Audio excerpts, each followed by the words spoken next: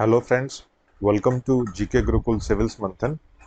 Current affairs की इस lecture series के आज के इस वीडियो में हम agreements, organisations, different laws discuss करेंगे जो कि आपके आने वाले एचसीएस और बाकी सभी कॉम्पिटिटिव एग्जाम्स के लिए इम्पोर्टेंट रहेगा। पहला है होम मिनिस्ट्री और solar energy corporation of India limited के बीच में ये एक एग्रीमेंट हुआ है सोलर पैनल्स लगाने का डिफरेंट जो। सेकंड, एक तस्करी मुक्त राष्ट्र के लिए एग्रीमेंट किया गया रेलवे प्रोटेक्शन फोर्स आरपीएफ और एसोसिएशन फॉर वॉलंटरी एक्शन के बीच में। ये जो समझौता एसोसिएशन फॉर वॉलंटरी एक्शन, ये बचपन बचाओ आंदोलन के रूप में इसको जाना जाता है, जो कि कैलाश सत्यार्थी अपने नोबेल लॉरेट है, उनका एक इनिशिएटिव है। तो कौन सी तस्करी की बात कर रहे हैं? बेसिकली ये ह्यूमन ट्रैफिकिंग की बात कर रहे हैं, जो कि बच्चों की तस्करी की जाती है, तो उसके रिगार्डिंग। इंडिया और जर्मनी के बीच में ज्वाइंट डिक्लेरेशन जो है कृषि, पारिस्थितिकी और नेचुरल रिसोर्सेज के सस्टेनेबल मैनेजमेंट के ऊपर। Indo German green hydrogen task force पर भी एक ज्वाइंट डिक्लेरेशन जो है डिक्लेयर की गई है।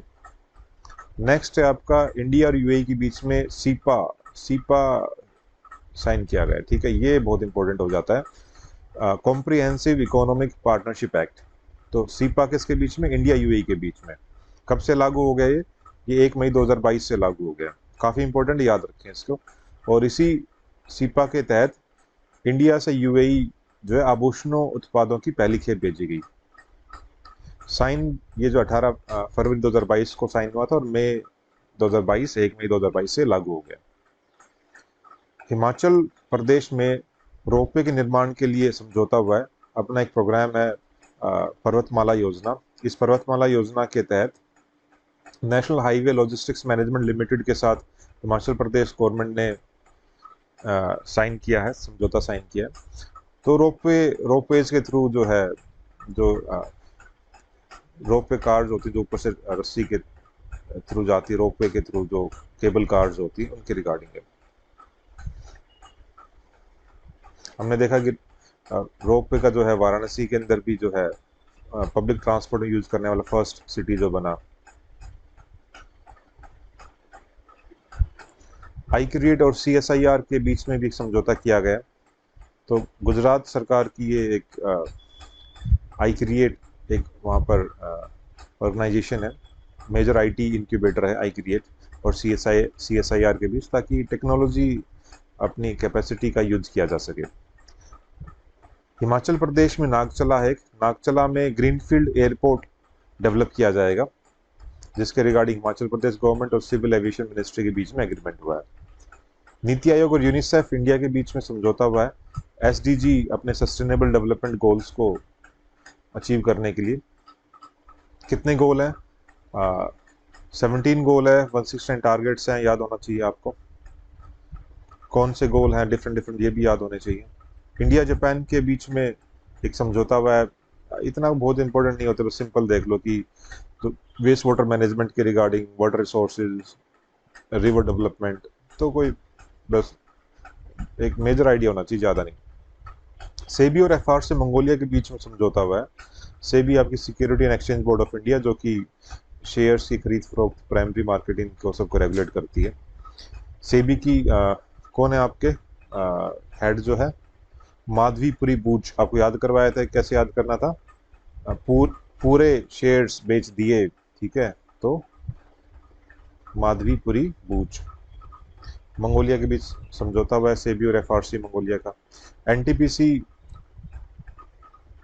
और गुजरात गैस लिमिटेड के बीच में एक समझौता हुआ है। तो पाइप नेचुरल गैस नेटवर्क में जो है ग्रीन हाइड्रोजन का जो मिश्रण करना है, मिलाना है, उसके रिगार्डिंग पे। तो ग्रीन हाइड्रोजन का आजकल काफी डिफरेंट एग्रीमेंट्स हो रहे हैं, डेवलपमेंट्स हो रही हैं इनको यूज करने के लिए नेचुरल गैस के साथ में। नेक्स्ट आपका जो है ये बहुत इंपॉर्टेंट है, जो इंटरस्टेट बॉर्डर डिस्प्यूट जो था असम और मेघालय के बीच में, उसको निपटाने के लिए समझौता किया गया। असम और मेघालय की सरकार ने के बीच में समझौता हुआ है आपस का बॉर्डर डिस्प्यूट दूर करने के लिए। तो ये जो समझौता हुआ है नई दिल्ली में साइन किया गया, जिसमें असम के मुख्यमंत्री हेमंत बिस्वा शर्मा और मेघालय के मुख्यमंत्री कोनार्ड के संगमा, इन दोनों ने साइन किया है अपने union home minister Amit Shah की प्रेजेंस के अंदर। ये ध्यान रखना है कि हमने कई बार फोटोज में देखा है तीनों एक साथ दिखाई दिए गए थे इस टाइम पे, तो अपने होम मिनिस्टर ने साइन नहीं किया है, साइन तो असम और मेघालय के सीएम ने किया है, प्रेजेंस में इनकी किया गया है।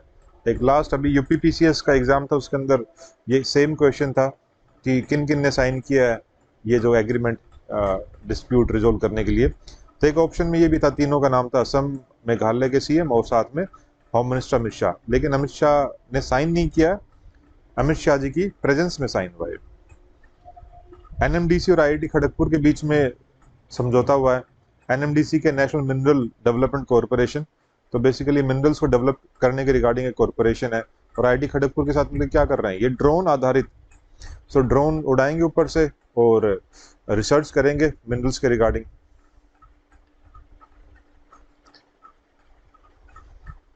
ठीक है, और इंडिया और इंटरनेशनल टेलीकम्युनिकेशन यूनियन के बीच में समझौता हुआ है, तो ठीक है, ऐसे कुछ नहीं। आईटीयू बस ध्यान रखें, आईटीयू में एक अपने इंडियन है जो लिंक थे, आपने देखा था, अपराजिता शर्मा।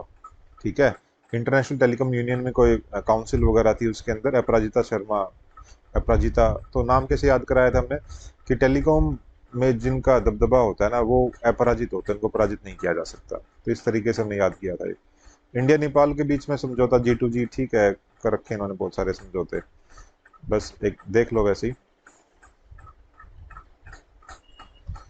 कि धारचूला इंडिया और धारचूला नेपाल में महाकाली नदी पर ये जो है एक ब्रिज डेवलपमेंट करने के लिए, ये तो पता होना चाहिए आपको, महाकाली नदी है, ठीक है, तो धारचूला वहां पर एक ब्रिज बनाया जाएगा, तो इंडिया नेपाल के बीच में एग्रीमेंट है।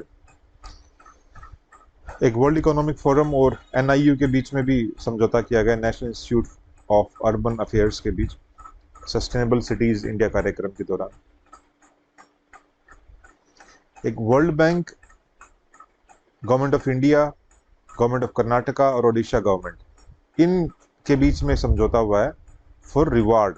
रिवार्ड क्या है, rejuvenating watershed for agriculture resilience through innovative development. तो एग्रीकल्चर वाटरशेड्स को डेवलप करना है एग्रीकल्चर रेजिलियंस के लिए, ये रिवार्ड है आपका। तो रिवार्ड भी पता होना चाहिए, रिवार्ड डायरेक्ट आ जाए, रिवार्ड क्या है, तो आपका वाटरशेड डेवलप करना है फॉर एग्रीकल्चर रेजिलियंस, तो यहाँ पे डब्ल्यू याद रखो, W for watershed for agriculture resilience. ठीक है, तो कौन कौन सी गवर्नमेंट है, कर्नाटका, ओडिशा गवर्नमेंट, और साथ में आगे वर्ल्ड बैंक और गवर्नमेंट ऑफ इंडिया। उन्नत हेलीकॉप्टर, ये भी इंपॉर्टेंट है, उन्नत हेलीकॉप्टर, ये हेलीकॉप्टर को जो है एक्सपोर्ट किया जाएगा by HAL, Hindustan Aeronautics Limited, और मॉरिशस गवर्नमेंट के बीच में समझौता हुआ है। तो ये क्वेश्चन आ सकता है कि उन्नत हेलीकॉप्टर को किस कंट्री को एक्सपोर्ट किया जाएगा, तो मॉरिशस गवर्नमेंट को। AGEL और SECI, ठीक है, Adani green energy limited, Adani की जो ग्रीन एनर्जी है लिमिटेड कंपनी है, और अपने solar energy corporation of India limited, तो SECI, इनके बीच में समझौता हुआ है। और इंपॉर्टेंट है, ये वर्ल्ड का अब तक का सबसे बड़ा ग्रीन एनर्जी खरीदने का समझौता है। तो क्वेश्चन आ जाएगा सबसे बड़ा किन के बीच हुआ है, अदानी ग्रीन और SECI के बीच। देश में प्राइमरी हेल्थ फैसिलिटीज को बेहतर बनाने के लिए गवर्नमेंट ऑफ इंडिया और ADB, एशियन डेवलपमेंट बैंक के बीच में समझौता हुआ है। फिर पहला हरित सावधि ऋण समझौता, हरित सावधि ऋण क्या है, ग्रीन टर्म लोन, ठीक है, एक ग्रीन टर्म लोन है, ग्रीन एनवायरमेंट फ्रेंडली और टर्म लोन रहेगा, तो NTPC और REL के बीच में हुआ है। सो 500 करोड़ रुपए का ये ऋण समझौता है, ये कॉम्पिटिटिव ब्याज दरों पे होगा और ऋण की अवधि 15 साल की होगी। सो ग्रीन टर्म लोन किन के बीच, NTPC और REL के बीच। NFL, RCF और IFFCO के बीच में समझौता हुआ है, NFL के नेशनल फर्टिलाइजर्स लिमिटेड, RCF आपका Rashtriya Chemicals and Fertilizers Limited, और IFFCO आपको पता ही है, Indian Farmers and Fertilizers Cooperative Limited. ठीक है, तो इनके बीच में समझौता हुआ है, और किसके रिगार्डिंग है ये पता होना चाहिए आपको, इंपॉर्टेंट है ये, नैनो यूरिया की रिगार्डिंग है। ठीक है, ये क्या है, नैनो यूरिया। सो नैनो यूरिया लिक्विड फर्टिलाइजर के टेक्नोलॉजी ट्रांसफर के रिगार्डिंग ये समझौता है, और ये भारत विश्व का पहला देश है जिसने नैनो यूरिया का कमर्शियल प्रोडक्शन स्टार्ट किया है, तो काफी इंपॉर्टेंट हो जाता है। कुछ ऑर्गेनाइजेशंस देख लेते हैं। देश का 100वां यूनिकॉर्न, ठीक है। यूनिकॉर्न क्या होता है? यूनिकॉर्न ये वो स्टार्टअप होते हैं जिनका जो मूल्य जो है वो 1 बिलियन अमेरिकन डॉलर से ज्यादा होता है। सो 1 मिलियन अमेरिकन डॉलर जिसकी वर्थ हो जाती है तो यूनिकॉर्न होता है। तो बेंगलोर में एक नियो बैंक प्लेटफॉर्म है ओपन, ये देश का 100वां यूनिकॉर्न बना है। यूनियन बैंक ऑफ इंडिया, सो एक अकाउंट्स एग्रीगेटर जो है, एक ये इनिशिएटिव है रिजर्व बैंक ऑफ इंडिया का। अकाउंट्स एग्रीगेटर किसका इनिशिएटिव है? रिजर्व बैंक ऑफ इंडिया का। तो इस इकोसिस्टम पर लाइव होने वाला पहला पब्लिक सेक्टर बैंक बन गया अपना union bank of India. CSIR और सीडीसी, इसके बीच में जो है आपस में ये विलय हो गया इनका, ठीक है। ठीक है, सीएसआईआर को पता है, और सीडीसी परामर्श विकास केंद्र, ये सीडीसी हो गया आपका। यूरोपियन संघ, भारत व्यापार और प्रौद्योगिकी परिषद, ये भी इंपॉर्टेंट आपका। यूरोपियन यूनियन और इंडिया के बीच में एक काउंसिल बनी है किसके रिगार्डिंग? व्यापार और प्रौद्योगिकी की रिगार्डिंग, यानी बिजनेस, कॉमर्स और अपना टेक्नोलॉजी। ठीक है, commerce and technology council European union और इंडिया के बीच में। तो ये कब हुआ डिसाइड? ये यूरोपियन यूनियन की अध्यक्ष जो है उर्सुला वॉन डेर लेन, इनकी ऑफिशियल विजिट थी इंडिया के अंदर। तो तब ये जो है निर्णय लिया गया, अप्रैल 2022 में इनकी ऑफिशियल विजिट थी ये। कैसे याद रखना इंपॉर्टेंट है, यूरोपियन यूनियन की कौन है ये अध्यक्ष? Ursula von der Leyen. कैसे याद करवाया था? कि यूरोपियन जो कंट्रीज है ज्यादातर लेने में विश्वास रखते हैं बेनिफिट्स वगैरह। एलआईसी का आईपीओ आ गया है, ठीक है। ट्विटर का जो है एक्विजिशन किया गया था बाय टेस्ला, एलन मस्क। लेकिन अभी जो न्यूज में आया, आजकल की न्यूज में आया है कि एलन मस्क ने डिसाइड किया कि भाई इसको होल्ड पे रखते हैं, इसको मतलब इसको एक्वायर जो करने का डिसीजन था वो वापस लिया है इन्होंने, कि वो नहीं करेंगे, कुछ इश्यूज उन्होंने साइड किया। रिलायंस इंडस्ट्रीज लिमिटेड जो है 19 लाख करोड़ रुपए का जो मार्केट कैप हासिल करने वाली पहली भारतीय कंपनी बन गई है। तो रिलायंस है, याद रखना है। 19 लाख करोड़ रुपए का मार्केट कैप। भारतीय काजू संस्थान, काजू का साउथ इंडिया में कहाँ? कर्नाटका में। तो वो याद रखना है बस, पुत्तूर में जो है एक एनएमडीसी, चलो छोड़ो इसको, एनएमडीसी 40 मिलियन मीट्रिक टन से ज्यादा लो एसेक यानी आयरन ओर का प्रोडक्शन करने वाली देश की पहली कंपनी बन गई। कौन सी? 40 मीट्रिक टन से ज्यादा आयरन प्रोडक्शन कौन कर रही है? NMDC, national minerals development corporation. Jammu Kashmir bank जो है 2020-21 में बढ़िया प्रदर्शन करने के लिए राष्ट्रीय पुरस्कार किसको दिया गया? जम्मू कश्मीर बैंक को। Tamil Nadu petro products limited, TPL, तो ये जो कंपनी है ये केमिकल और पेट्रोकेमिकल डिपार्टमेंट से BIS, bureau of Indian standards का सर्टिफिकेट प्राप्त करने वाली विश्व की पहली लीनियर एल्काइल बेंजीन कंपनी बन गई है। सो वर्ल्ड की पहली लीनियर एल्काइल बेंजीन कंपनी बन गई BIS का सर्टिफिकेशन प्राप्त करने वाली। कौन सी है? Tamil Nadu petro products limited. Coal India limited, ये एक महारत्ना कंपनी है। कोल इंडिया लिमिटेड ये भारत की सबसे भरोसेमंद पब्लिक सेक्टर की कंपनी बन गई है। कौन सी है? कोल इंडिया लिमिटेड। इंडिया में G20 सेक्रेटेरिएट की स्थापना की जा रही है। क्यों? क्योंकि 1 दिसंबर 2022 से 30 नवंबर 2023 तक G20 की अध्यक्षता इंडिया करेगा। डाबर इंडिया लिमिटेड ये प्लास्टिक वेस्ट न्यूट्रल कंपनी बन गई 100%, ठीक है। तो डाबर इंडिया आयुर्वेदिक प्रोडक्शन उत्पाद बनाती है, ये 100% प्लास्टिक वेस्ट न्यूट्रल कंपनी बन गई है। और ये उपलब्धि हासिल करने वाली, प्लास्टिक वेस्ट न्यूट्रल कंपनी वाली उपलब्धि हासिल करने वाली पहली भारतीय FMCG कंपनी है। इन्वेस्ट इंडिया ये एक इंडियन स्टार्टअप है। इस इन्वेस्ट इंडिया को जो है 2021-23 तक के world association of investment promotion agencies का अध्यक्ष बनाया गया है। तो क्वेश्चन आ जाएगा, world association of investment promotion agencies का अध्यक्ष कौन किसको बनाया गया? इन्वेस्ट इंडिया को, इंडियन स्टार्टअप।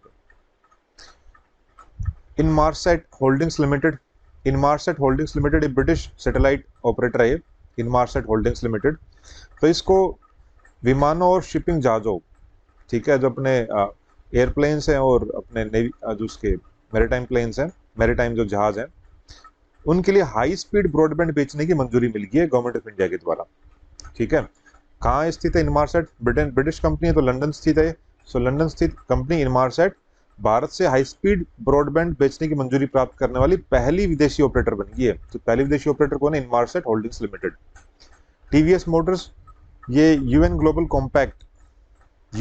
कॉम्पैक्ट में शामिल होने वाली पहली टू व्हीलर कंपनी बनी है इंडिया की, जो है टीवीएस मोटर। एक महायोगी गुरु गोरखनाथ आयुष विश्वविद्यालय। सो गुरु गोरखनाथ आयुष विश्वविद्यालय कहाँ पर? गोरखपुर में खुलेगा, गोरखपुर उत्तर प्रदेश में। अपने राष्ट्रपति रामनाथ कोविंद जी ने इनका भूमि पूजन शिलान्यास किया था। कुछ लीगल कुछ एक्ट्स वगैरह इंपॉर्टेंट, वो देख लेते हैं। एक सामूहिक संघार और आयुध और उनकी परिधान प्रणाली संशोधन विधेयक है। तो बेसिकली क्या है, जो सामूहिक विनाश और हथियारों और उनकी वितरण प्रणालियों के लिए उनके फाइनेंशियल पर रोक लगाने के लिए ये एक विधेयक पारित किया गया। ठीक है, तो विनाश और उनके हथियार जो है, मास डिस्ट्रक्शन और उनके वेपन्स ऑफ मास डिस्ट्रक्शन के रिगार्डिंग जो है, ताकि उनको फाइनेंसेस वगैरह ना मिल पाए, उसके रिगार्डिंग एक ये लॉ पास किया गया। फिर आपका कॉन्स्टिट्यूशन अमेंडमेंट एक्ट है शेड्यूल कास्ट के regarding, SC constitution amendment act 2022। ये भी दो तो नई कुछ जो है कम्युनिटीज को शेड्यूल कास्ट और शेड्यूल ट्राइब्स, ये शेड्यूल ट्राइब्स के रिगार्डिंग है ये जो है। तो शेड्यूल ट्राइब्स के रिगार्डिंग तो नई ट्राइब्स को जो इंक्लूड किया गया है अपने शेड्यूल ट्राइब्स के अंदर। ठीक है, तो बस क्या ध्यान में रखना, कॉन्स्टिट्यूशन प्रोविजन ध्यान रखो किस आर्टिकल में डिफाइन किया गया शेड्यूल ट्राइब्स को। आर्टिकल 366 सब क्लोज 25 के अंदर आर्टिकल इसमें शेड्यूल ट्राइब्स को बताया गया कि क्या होते हैं, क्या इनके स्पेशल ट्रेड्स होते हैं और इनको कैसे नोटिफाई किया जाता है। आर्टिकल 342 के अंदर जो है बताया गया कि प्रेसिडेंट बाय नोटिफिकेशन इनको नोटिफाई करते हैं और इनको किसी भी अगर शेड्यूल ट्राइब को इंक्लूड करना है, एक्सक्लूड करना है, ये पार्लियामेंट डिसाइड करता है। Parliament has the authority to do this. एक चार्टर्ड अकाउंटेंट के रिगार्डिंग एक कोई अमेंडमेंट एक्ट आया है, बस क्या किसके रिगार्डिंग है? और डिसिप्लिनरी इनके प्रोविजन में कुछ चेंज करना है, बस इतना ही ध्यान रखना है। ये इंपॉर्टेंट है भाई, याद रखो इसको। हरियाणा धर्मांतरण रोकथाम विधेयक है। सो हरियाणा ने धर्म चेंज करने के ऊपर एक रोकथाम के लिए एक विधेयक लेकर आए हैं। ठीक है, सो रिलीजियस कन्वर्जन को रोकने के लिए बेसिकली है।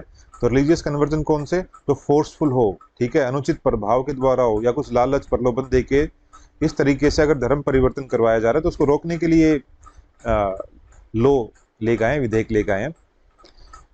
अब इसके लिए अगर ऐसा अक्यूज्ड उसमें पाया जाता है तो क्या केस होगा, उसके ऊपर क्या सजा मिल सकती है? 1 से 5 साल की इम्प्रिजनमेंट, कैद हो सकती है उसको, और कम से कम 1 लाख रुपए का जुर्माना। सो 1 से 5 साल तक की कैद और मिनिमम 1 लाख का जुर्माना हरियाणा धर्मांतरण रोकथाम विधेयक 2022 के तहत।